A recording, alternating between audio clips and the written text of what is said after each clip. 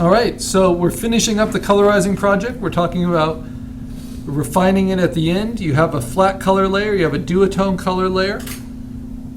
I'm still playing with duotone. I can add some, variations into my flat color.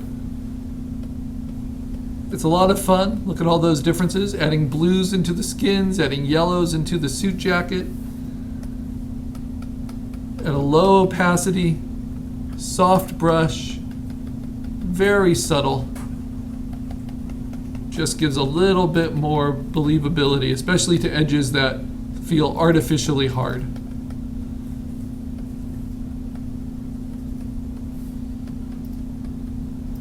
I like to put a little bit of cool colors in my shadows, like these blues in the shadows, and then a little bit of warms in the highlights.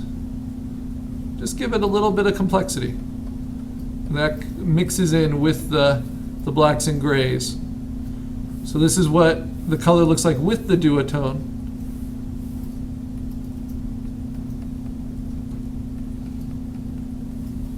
And then this is what it looks like without. Right, so it's very subtle. And by doing it on its own layer, of course that allows you to fade it in with opacity too. Because if you overdo it, and I tend to overdo it, sometimes you just want a little bit less.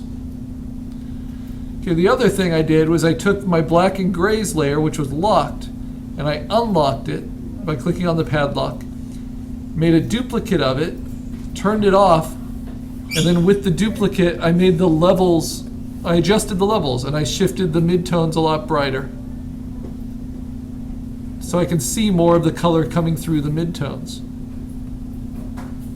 And I even limited the shadows a little bit. You see that? So I could see into a lot more of the shadows. Let more of the colors come through. But then everything looks a little faded. My contrasts aren't as strong. But that might show me some other colors I can use, like a little bit of red in the eyes. Not just golden. Maybe make the highlight in the eyes a little bit brighter, so they look a little bit shinier.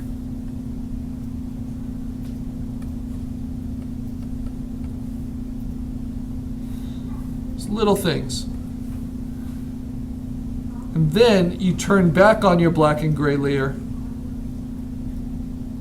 and they're both on multiply, and so then you adjust its opacity. And you see just how much of that shadow you want. I think that's a pretty good mix. So that versus this, which is what I had before. Now it's more like this. Okay. I'm not sure about the bottom edge of this jacket, so I'm just going to kind of duotone. Put some more shadows on that edge. Maybe put some of these darker blues in the pants. Now I'm just working very subtly. Put some of those blues and those shadows. Make sure I get all the way to the edge. Remember the edge of the sleeve, which I felt was too sharp for the focus of his arm moving? Well, that gets fixed with this soft edge duotone as well. With that soft brush at a low opacity, I'm able to soften the focus a little bit at that edge. Just by painting it with a softer brush. So it doesn't look so artificially sharp on his arm that's moving. Same thing on this side.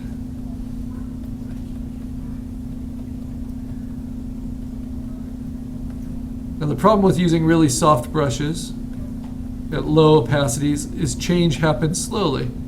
That's why your flat colors have to be pretty strong. Because this is all just subtle, very, very subtle.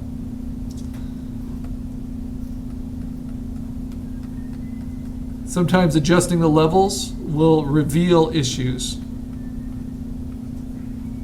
Like how the headstock colors are just too dark.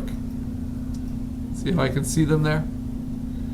So then I basically use duotone to lighten them all up and soften them at the same time.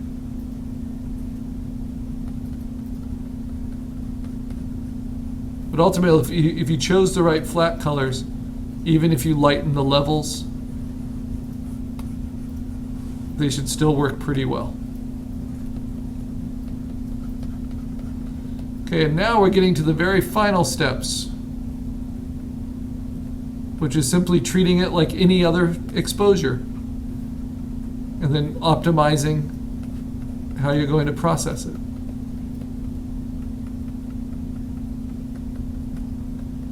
I'm not trying to get too stuck in details here.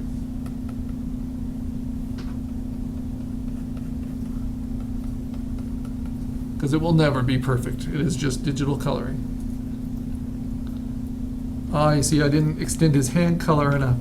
I might even go back to the flat color layer, unlock it, steal, and go back to some of that now that I have slightly different levels. I can easily make those corrections.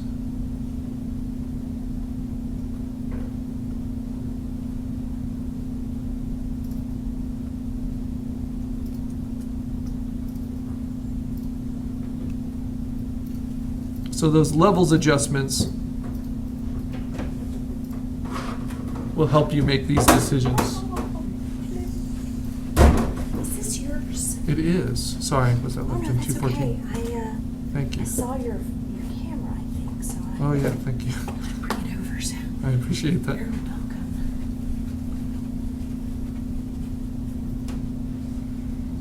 All right, so now how do we treat it just like a regular exposure and make the most of it? Well, we use everything we've learned so far. We can run it through actions. We can use direct adjustments. We can use layer adjustments.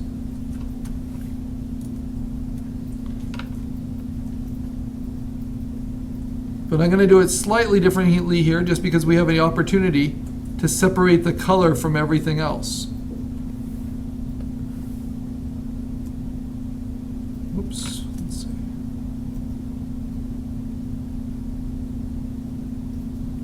So what I'm going to do to finish this off and be done with it, first of course I'm going to save it.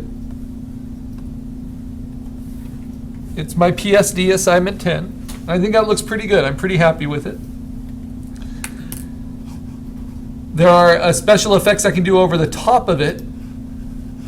I can fill in a layer on the top of everything, fill it with 50% gray, change it to an overlay mode, and then vignette it through burning the midtones, right? It's a very soft brush. I think this exposure could benefit from some vignetting, kind of focus us a little bit more on the center. Remember, this image was originally cropped into a square for an album cover, so they never thought about vignetting it. And with this overlay layer, if I wanted to, I could dodge and burn other areas. Burn down that guitar fret a little bit.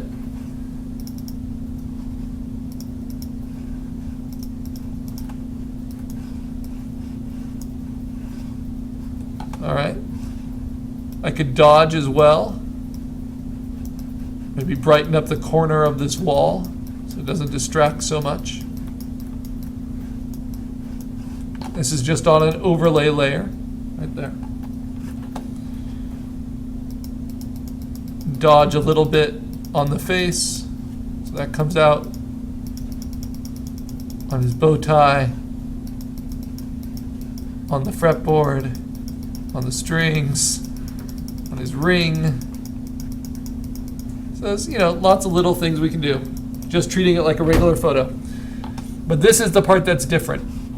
Once I've saved it, I think it's as good as I can get as a photo.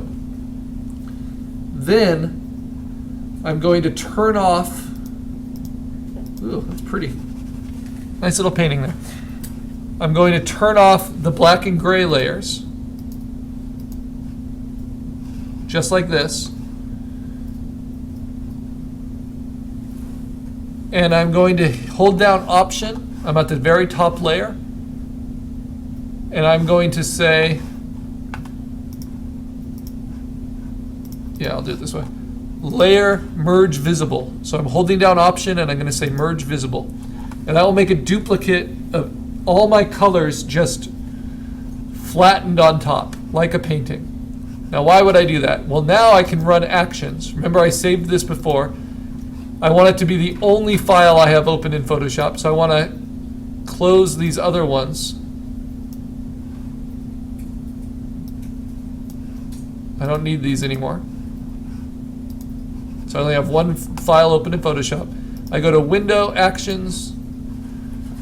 I go to Carl's Customized Effects. And why don't we just do it? I'll just do a full run-up. Though I could pick the ones I like. I could pick vintage. I could pick different ones. And this is going to push my coloring in a lot of different directions. Right? Some of them taking the color out. Some of them pushing the blues. Some of them pushing the warms. Some of them bringing out the contrasts. And the textures, even though there's not going to be much texture to my coloring. Some of them making that sepia, some of them making it black and white, some of them cross-processing.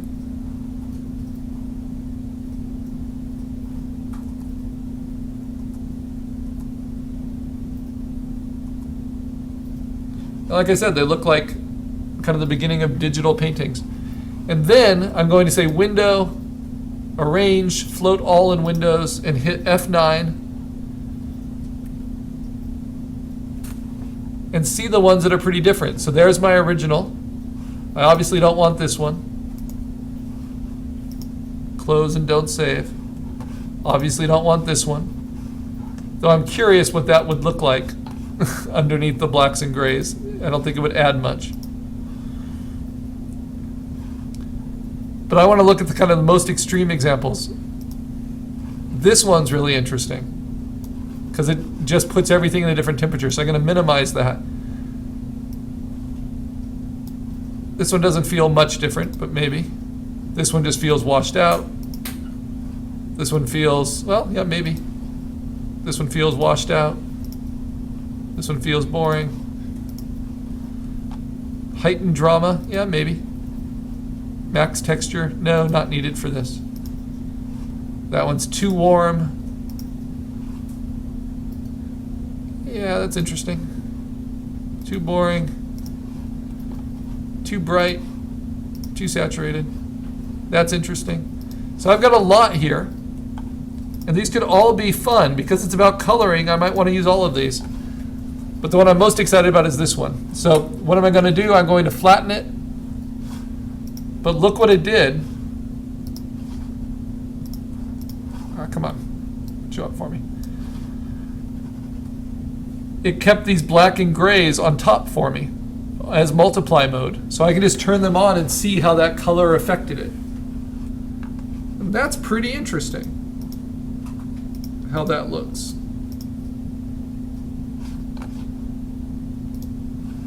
Let's see, what about this one? Well, let me just flatten the whole thing. Layer, flatten. Select it all, copy it, put it on top of my original. And is it any different? Yeah, it's a little bit brighter. And then I move my black and gray layers up on top of it. Turn them on. So yeah, that's kind of cheerier, right? Now let's do it with this one. Let's bring that background layer on underneath. Whoops. Let's not do it that way because I don't want to have to place it. So I'm going to delete that layer. Instead, let's copy and paste it. Select all, copy, paste, right? Move it underneath. And then I can play with opacity and kind of work between them. So I like that. That might actually be my favorite option. So what I had before was this, and now I have this. And it's subtle, but it reminds me that I can play with colors in lots of different dynamic ways. And I can play with their opacities.